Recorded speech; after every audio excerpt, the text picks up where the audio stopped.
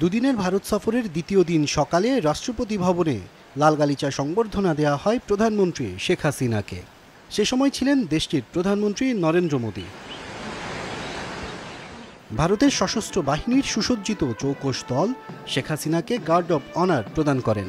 বাজানো হয় দুদেশের জাতীয় সঙ্গীত। পরে রাজঘাটে মহাত্মা গান্ধীর সমাধিস্থলে শ্রদ্ধা জানান প্রধানমন্ত্রী, স্বাক্ষর করেন পরিদর্শন বইয়ে। হায়দ্রাবাদ হাউসে একান্ত বৈঠকে বসেন তারা। পরে প্রতিনিধি পর্যায়ের আলোচনা শেষে সই হয় 10টি সমঝোতা স্মারক, যার মধ্যে 3টি নবায়ন করা হয়েছে। এ সময় বিবৃতি দেন দুদেশের সরকার প্রধান। নরেন্দ্র মোদী জানান, তিস্তা নিয়ে গবেষণায় ভারতীয় কারিগরি দল শিগগির বাংলাদেশে আসবে। बांग्लादेश से भारत आने वाले लोगों के लिए भारत ई मेडिकल वीजा सुविधा शुरू करेगा। बांग्लादेश के उत्तर पश्चिम क्षेत्र के लोगों की सुविधा के लिए हमने रंगपुर में एक नया असिस्टेंट हाई कमीशन खोलने का निर्णय लिया है। প্রধানমন্ত্রী শেখ হাসিনা বলেন, আলোচনা ফলপ্রসূ হয়েছে। বৈঠকে অভিন্ন নদীর পানি বন্টন, নিরাপত্তা, বাণিজ্য সহ দ্বৈত সম্পর্কের সামগ্রিক বিষয় প্রাধান্য পেয়েছে। বৈঠকে আমরা অন্যান্য পারস্পরিক স্বার্থ সংশ্লিষ্ট বিষয়ের মধ্যে রাজনীতি ও নিরাপত্তা, বাণিজ্য, সংযোগ, অভিন্ন নদীর পানি বন্টন, জ্বালানি ও শক্তি, আঞ্চলিক ও বহুপাক্ষিক সহযোগিতা নানা বিষয়ে আলোচনা করেছি। উভয় দেশ শান্তিপূর্ণ ও সমৃদ্ধ ভবিষ্যৎ নিশ্চিতকরণের লক্ষ্যে রূপকল্প ঘোষণা ভিশন স্টেটমেন্ট গ্রহণ করেছি। পাশাপাশি ডিজিটাল অংশীদারিত্ব, ডিজিটাল পার্টনারশিপ এবং টেকসই ভবিষ্যতের জন্য সবুজ অংশীদারিত্ব green partnership for sustainable future বিষয়ক 2টি সমন্বিত রূপকল্পকে সামনে রেখে কাজ করতে আমরা দুই পক্ষই সম্মত হয়েছি। শেখ হাসিনা বলেন, একসঙ্গে কাজ করলে বাংলাদেশের ভিশন 2041 এবং ভারতের ভিশন 2047 অর্জন করা সম্ভব। এ সময় নরেন্দ্র মোদীকে বাংলাদেশ সফরের আমন্ত্রণ জানান প্রধানমন্ত্রী। মনে করি যে আমাদের দুই দেশের বন্ধুত্বপূর্ণ সম্পর্ক রেখে আমাদের কর্মপদ্ধতি নির্দিষ্ট করে আমরা যদি এগিয়ে যাই, অবশ্যই এই সুনির্দিষ্ট লক্ষ্য আমরা অর্জন করতে সক্ষম হব। आइए बांग्लादेश में देखिए बांग्लादेश को कितना कुछ हमने कर पाया और हमने क्या करेंगे। तो আমি নরেন্দ্র মোদীজিকে দাওয়াত দিচ্ছি বাংলাদেশে আসার জন্য। বিকেলে ভারতের রাষ্ট্রপতির সাথে সৌজন্য সাক্ষাৎ করেন প্রধানমন্ত্রী শেখ হাসিনা। আশরাফুল আলম আকাশ, চ্যানেল 24, ঢাকা।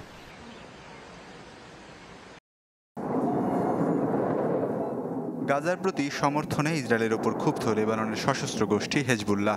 সাম্প্রতিক সময়ে বেড়েছে দুপক্ষের সীমান্ত সংঘর্ষ, যা বিশ্বমহলে নতুন করে বাড়িয়েছে উদ্বেগ। ইসরায়েল হেজবুল্লাহর কথার লড়াইয়ে সর্বাত্মক যুদ্ধ ছড়িয়ে পড়ার ঝুঁকি দেখছেন জাতিসংঘ মহাসচিব অ্যান্তনিও গুতেরেস।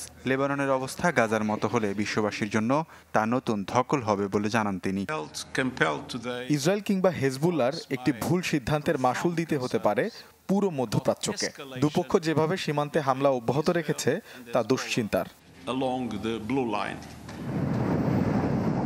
গেল বছরের অক্টোবর থেকেই ইসরায়েলের রকেট ও ড্রোন হামলা চালিয়ে আসছে হেজবুল্লাহ, যার জবাবে প্রাণঘাতী বিমান হামলা আর ব্যাপক গোলাবর্ষণ করছে তেল আবিব, যাতে এ পর্যন্ত প্রাণ গেছে কয়েকশো লেবানিজের। বাস্তুচ্যুত হয়েছেন 10,000-এর বেশি মানুষ। যদিও পূর্ণ মাত্রায় যুদ্ধ শুরু হলে প্রশিক্ষিত হেজবুল্লাহর হামলায় ব্যাপক ক্ষয়ক্ষতির আশঙ্কা আছে ইসরায়েলের। গাজার শরণার্থী শিবির টার্গেট করে বর্বরতা বাড়িয়েছে জায়নবাদীরা। রাতভর আল মাওয়াশি শিবিরে তাণ্ডব চালায় ইসরায়েলি পদাতিক বাহিনী। এতে নিহত হয়েছেন বহু ফিলিস্তিনি। খান ইউনুস সহ গাজার অন্য অঞ্চলগুলোতেও হামলা অব্যাহত রেখেছে আইডিএফ। আন্তর্জাতিক স্বেচ্ছাসেবী সংগঠন রেড ক্রসের দাবি, তাদের কার্যালয়ের কাছেই হামলা চালিয়েছে দখলদাররা। একটানা বিমান হামলা চালানো হচ্ছে। রেড ক্রসের ভবনের পাশেও হামলা করা হয়েছে। কাউকে দেখলেই গুলি করছে ইসরায়েলি সেনারা।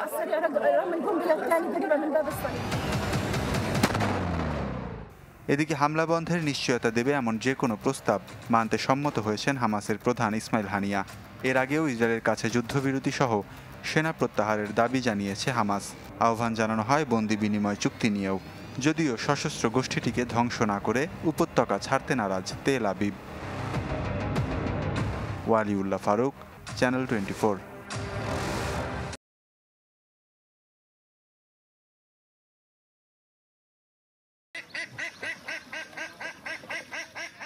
ঘর ছেড়ে অবশেষে উঠোনে নেমেছে পানি, তবে ভাসিয়ে নিয়ে গেছে খুব যত্নে গড়া কমলা রানীর ভিটের মাটিটুকু। এই মাটি আর লত্তন মাটি রয়েছে না, সারা মাটি ফাইনে নিছে বাসায়। আর দেও ই দুয়ারে দা দেও আমাইছে, ই দুয়ারে দা বাইরে দিছে। বুঝক বা কত কষ্ট করছি আমরা। বানভাসী জীবনটা এখন যেন তাই অনেকটাই জসিমউদ্দিনের আসমানি। বৃষ্টি হলেই ভিজে যায় ঘর, আর হাওয়াতে নড়বড়। বাতাসে ধরবো, মেঘে ধরবো, হাহালো আগুন নিহাই লাইব। আমরা রান্না কোনো খাইতে হারমোনি, রাত্রে হইলে কোনো ঘুমাইতে হারমো। বিছনার ভিজাই লাইলে কেমনে ঘুমামো? খাতা খাবার যদি ভিজাইলা তুই তো ভিজাও। তারা কষ্ট করতে গেছে, আমরা খালি হানি আসনে গেছে আমরা ঘর থেকে। দুর্ভোগের এমন ঘেরাটোপে এখনও জলবন্দী সিলেটের কোম্পানিগঞ্জ, গোয়াইনঘাট সহ ১৩টি উপজেলা, যেখানে দুর্দশাটা অনেকটাই বেশি হাওর মানুষের। কাছে পিঠে নেই আশ্রয় কেন্দ্র, ঠিকঠাক মিলছে না ত্রাণ আর সহযোগিতাও। খাওয়ার কষ্ট, থাকার কষ্ট, তো ঘুমাইবার কষ্ট। দাঁড়িয়ে ফারে কোনো আশ্রয়খানের জায়গা নাই যাওয়ার, এর মতো আর কষ্ট নাই। একবার বন্যা আসে, একবার ধার করি, তা আবার বন্যা ভাঙিয়ে লিয়া যায়, আর বার মাসের কাছে ধার করা লাগে। এই বারবার এইগুলোই আমরা করা লাগে। গেল দুদিন বৃষ্টি না হয় বন্যা পরিস্থিতির কিছুটা উন্নতি হলেও হাওরবাসীর ধারকর্যের জীবন কাটছে শঙ্কার ভারেই। আর তাই সূর্যটার শরীর জুড়ে চমকালেও মুখটা থাকে মেঘের মতোই থমথমে। এমন প্রেক্ষাপট কবে বদলাবে? নীল মাহবুব, চ্যানেল 24, কোম্পানিগঞ্জ, সিলেট।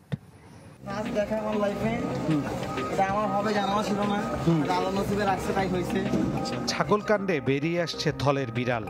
রাজস্ব বোর্ডের কর্মকর্তা মতিউর রহমানের ভুরি ভুরি সম্পদের খবর এখন গণমাধ্যমে। কাগজে কলমে মতিউর রহমানের বেতন ৭৮,০০০ টাকা, কিন্তু বিলাসী জীবনযাপন তার পুরো পরিবারের। একটি গণমাধ্যমে সাক্ষাৎকার দেওয়ার সময় তার হাতে দেখা গেছে সুইজারল্যান্ডের রোলেক্স ব্র্যান্ডের ঘড়ি, যার বাজার মূল্য $৩০,০০০, টাকার অঙ্কে ৩২ লাখ, আর পরনে গুচি ব্র্যান্ডের বেল্ট, যার দাম ৭০,০০০ টাকারও বেশি। আপনারা যদি ১ টাকার দুর্নীতি কোথাও বের করতে পারেন, যে মতিউর রহমান কাস্টমস কমিশনারের দায়িত্ব পালন করাকালীন ১টি টাকার দুর্নীতি করেছে, তাহলে যা বলবেন আমি মেনে নেব। গাজীপুরের খিলগাঁও এলাকায় প্রথম স্ত্রী লায়লার নামে গড়েছেন আপন ভুবন নামে একটি রিসোর্ট। সেখানে সপরিবার নিয়ে অবকাশে যান মতিউর। এছাড়া গ্রামের বাড়ি বরিশালে রয়েছে বিলাসবহুল ডুপ্লেক্স বাড়ি। অভিযোগ আছে নরসিংদীর রায়পুরায় ওয়ান্ডার পার্কের মালিকও মতিউরের পরিবার, আর নাগরিয়াকান্দি ব্রিজ এলাকায় গোল্ডেন পার্কে রয়েছে তার মালিকানা। পুঁজিবাজারেও বিনিয়োগ করেছেন বিপুল পরিমাণ অর্থ। পার্কের বয়স হচ্ছে ৩ বছরের জমজম হয়েছে আর কি। আর মালিকের নাম হচ্ছে মতিবর, আর বোন নাম হচ্ছে লাকি ম্যাডাম। মালিক হয়েছে ডক্টর মতিউর রহমান। আচ্ছা, এটা হইলো সে করছে তার পরিবারের নামে, এটা প্রচার। ১৫ লাখ টাকা ছাগল কেনা ইস্যুতে আলোচিত ইফাতকে নিজের ছেলে দাবি না করলেও অনুসন্ধানে জানা যায় মতিউরের দ্বিতীয় স্ত্রীর সন্তান ইফাত। এছাড়া বিদেশে তার অন্য সন্তানের বিলাসবহুল জীবনের খবর এসেছে সামাজিক যোগাযোগ মাধ্যমে। খোঁজ নিয়ে জানা যায় দুদকে মতিউর রহমানের নামে বেশ কয়েকবার অভিযোগ দেয়া হলেও নেওয়া হয়নি ব্যবস্থা।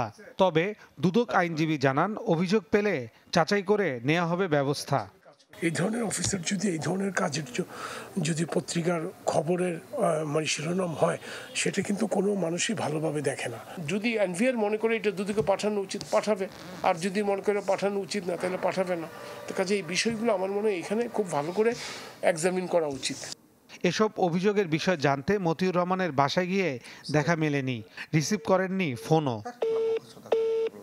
ফয়সাল হোসেন, চ্যানেল 24, ঢাকা।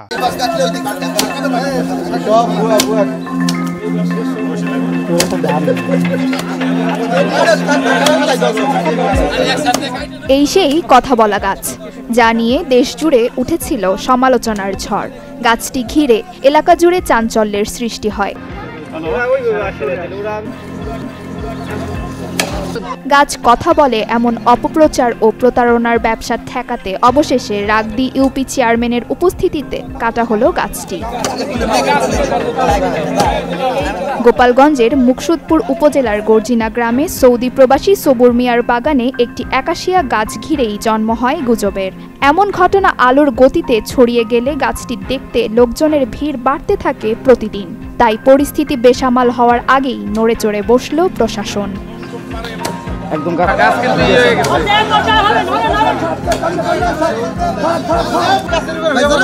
স্থানীয় সহ দূর দূরান্ত থেকে আসা দর্শনার্থীদের উপস্থিতিতেই কাটা হয় আলোচিত গাছটি। সবাই একটা গুজব ছড়াইতেছে, এই জন্য আমি বিশ্বাস করি না। আর যদি অরিজিনালি কিছু হইতো তাহলে গাছ কাটার পরে এমন কিছু হইতে পারতো যে কোনো ঘটনা ঘটতো। আসলে কিছুই হয় না, এই গাছটা পড়ে আছে। অপপ্রচারকে কাজে লাগিয়ে কেউ যাতে ব্যবসা করতে না পারে সেজন্য গাছটি কেটে ফেলা হয়েছে বলে জানান ইউনিয়ন পরিষদের চেয়ারম্যান। গত এক সপ্তাহ যাবত এখানে বিভিন্ন লোক বিভিন্ন ধরনের বিভ্রান্তমূলক তথ্য দেওয়ার কারণে সারা বাংলাদেশে আজকে এই গাছে কথা বলে বলে একটা প্রচার হইতেছে। আসলে গাছে কোনো কথা বলে না। এই গাছটা লম্বা, বাতাসে যখন বাঁধে তখন প্রতিটা গাছের, কারণ এই গাছের ডালপালা সেরকম নাই, একটা বাতাসের যে একটা শব্দ, এই শব্দটা পায়। অনেকে হয়তো গেছে, কি শুনছে না শুনছে সে শুনছে, এটা সম্পূর্ণ বিভ্রান্তমূলক। যার কারণে আমরা চিন্তা করছি যে এই বিষয়টা নিয়ে এই এলাকা ভিত্তিক সারা বাংলাদেশে একটা আলোচনা সৃষ্টি হয়েছে, কিন্তু গাছে কোনো কথা বলে না। বিধায় আমরা প্রশাসন সহ চিন্তা ভাবনা করে চেয়ারম্যান হিসাবে এলাকার সর্বাধিক চিন্তা ভাবনা করে গাছ কাটার সিদ্ধান্ত আমরা নিয়েছি। গাছ কাটার সময় ও বর্তমানে এলাকার পরিস্থিতি স্বাভাবিক রয়েছে বলে জানান পুলিশের এই কর্মকর্তা। পরিস্থিতি এখন ভালো, স্বাভাবিক। ওটা যে মানুষজন বিভিন্ন জায়গা থেকে আসে তো প্রভাবিত হচ্ছে বা ক্ষতিগ্রস্ত হচ্ছে, সেই লোকাল চেয়ারম্যান এটা মানুষের মানে যেন ক্ষতিগ্রস্ত না হয়, যেন লোকাল চেয়ারম্যান গাছটা মনে কেটে দিচ্ছে। গাছ কথা বলে এটি সম্পূর্ণ গুজব ছাড়া আর কিছুই নয় বলে অভিহিত করেন এই উদ্ভিদবিদ। একেবারে সম্পূর্ণ গুজব আমার কাছে মনে হচ্ছে, কারণ শব্দ করতে হলে তো তার ভোকাল সিস্টেম থাকতে হবে, শব্দ ভোকাল কর্ড থাকে। আর জড় বস্তুতে শব্দ অনেক সময় বাতাসের আঘাতজনিত কারণে শো শো শব্দ হয়, রেল লাইনে শোনা যায়, ইলেকট্রিক পোলে শোনা যায়, যে কোনো বাতাসের আঘাতজনিত কারণে শব্দ ছড়া। এমনি সালামের উত্তর দেওয়া বিভিন্ন, এটা আমার কাছে সম্পূর্ণ গুজবই মনে হচ্ছে, এটা সম্ভব না। তবে এটা ঠিক, গাছের জীবন আছে, উদ্ভিদেরও জীবন আছে, কারণ উভয়ই কোষ দিয়ে গঠিত। কোষ তো একটা জীবন্ত সত্তা, কিন্তু সবার দুটোর মধ্যে পার্থক্য রয়ে গেছে। প্রাণী সচরাচর চলাচল করতে পারে, উদ্ভিদ সাধারণত চলাচল করতে পারে না, যেমন কথা বলতে পারে না উদ্ভিদ, তার মধ্যে একটা অন্যতম বৈশিষ্ট্য। তবে এদের ব্যথা বেদনা দুঃখ সবই আছে। এই গাছ কাটার মধ্য দিয়ে সকল গুজব ও অপপ্রচারের অবসান ঘটল বলে মনে করছেন স্থানীয় অভিজ্ঞ মহল। Desk report, channel 24।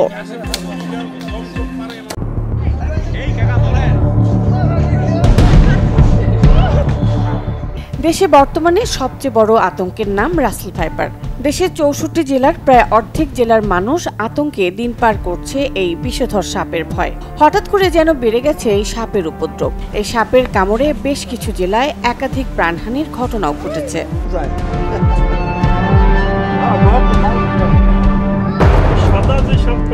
বর্তমানে সামাজিক যোগাযোগ মাধ্যমে চোখ রাখলে একটি নামে ঘুরে ফিরে সবার নজরে আসছে, সেটি হলো রাসেল ভাইপার।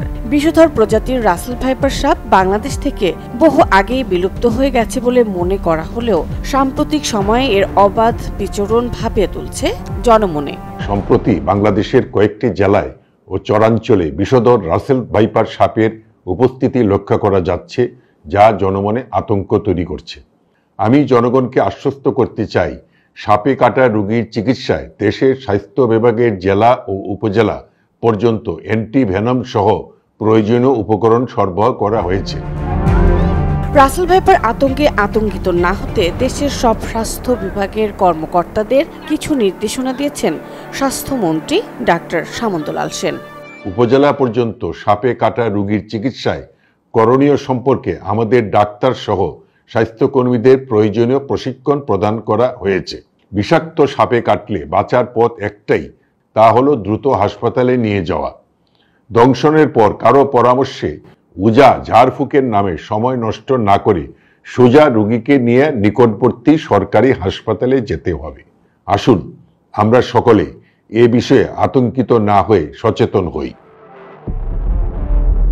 সবার ধারণা ভারত থেকে পদ্মা নদী দিয়ে বাংলাদেশে এই সাপের বিস্তার ঘটেছে, ফলে দেশের পদ্মা চরাঞ্চল এবং এর তীরবর্তী লোকালয়ে রাসেল ভাইপারের উপদ্রব বেশি।